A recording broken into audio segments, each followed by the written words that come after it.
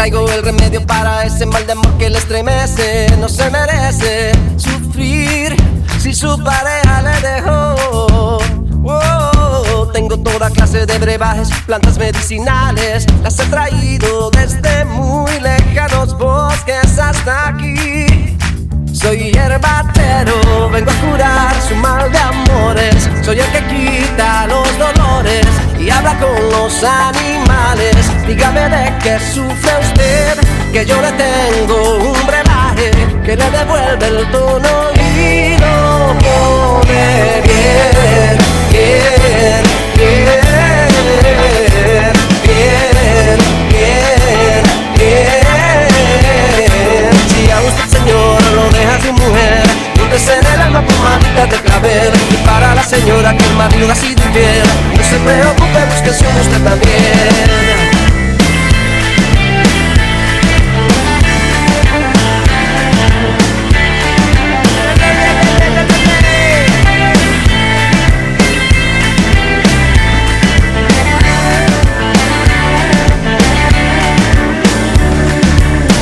De depresión, mal de amor, lleva varias noches sin dormir y sus días no van bien en el trabajo. Bajo, anda moribundo, preocupado, cabizbajo, desenamorado. Le tengo la solución si le duele el corazón. No soy doctor, soy yerbatero, vengo a curar su mal de amores. Soy el que quita los dolores y habla con los animales. Dígame de qué sufre usted, que yo le tengo un brebaje que le devuelve el tono y lo pone bien, bien, bien, bien,